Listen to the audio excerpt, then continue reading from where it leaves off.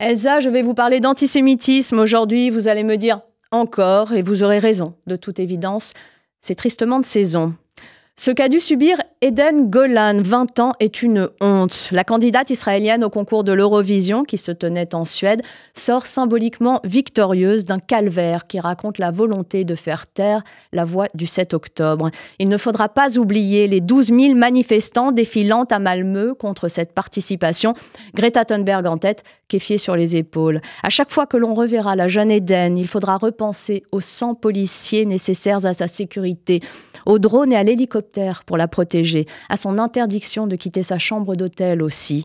Il faudra se souvenir de son courage, elle qui dut s'entraîner à se produire sous les vociférations et les cris, demandant à ses équipes de la huer, tandis que, téléphone portable en guise de micro, elle chantait.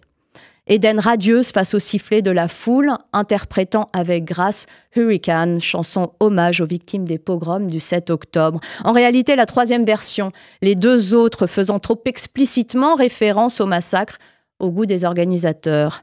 Il y a 3 ans et demi, bien avant la moindre opération militaire à Gaza, la jeune April Benayoun, 21 ans, élue dauphine de Miss France, fut victime d'antisémitisme sur les réseaux après avoir dévoilé les origines israéliennes de son père. Qu'il est effrayant de voir la haine d'une minorité ultra-violente dicter ses règles à une majorité trop souvent silencieuse.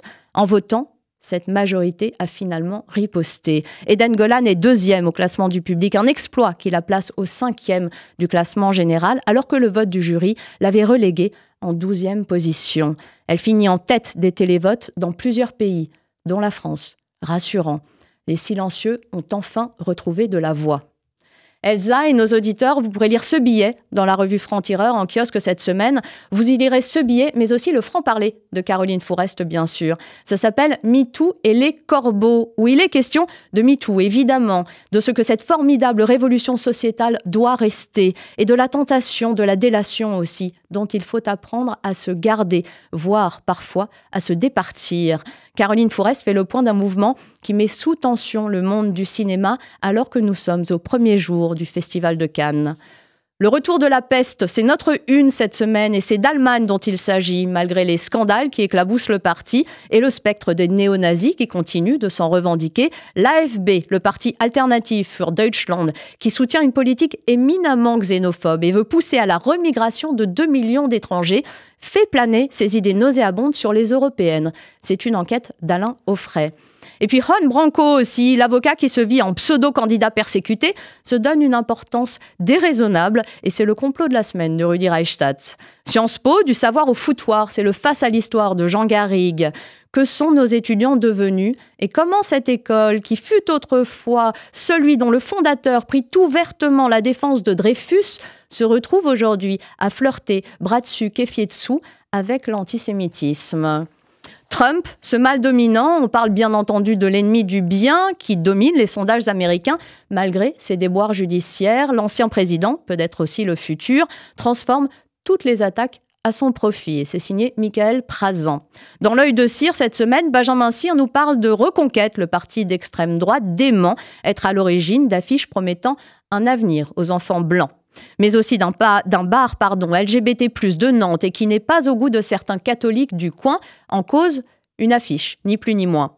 Et puis Rima Hassan à Tunis également dans l'œil de Cire cette semaine. Enfin, il nous parle de blackface californiens qui refont surface pour les dénoncer avec des années de retard et beaucoup d'injustice, il faut bien le reconnaître. Cette semaine, le dernier mot de Christophe Barbier, c'est corruption. Le portrait qui fâche est signé David Medioni et c'est de la députée européenne du Rassemblement national, Virginie Joron, dont il s'agit, VRP du pire. Plein de choses encore dans ce numéro 131 de Franc-Tireur et comme chaque semaine, l'éditorial de Raphaël Enthoven. Aymeric d'Arabie, où il est question d'Aymeric Caron, bien sûr, et de sa faculté ignoble à essentialiser les gens en fonction de leur couleur de peau, distribuant des bons et des mauvais points d'arabité. Leïla Bekti, ça va. Sophia Aram, ça va pas. Triste monde que celui de Caron. Raphaël Enthoven nous explique pourquoi il mérite, en définitive, le Molière du racisme qui s'ignore. La raison est un combat, c'est le nôtre à Franc-Tireur, combattre toutes les formes d'extrémisme aussi.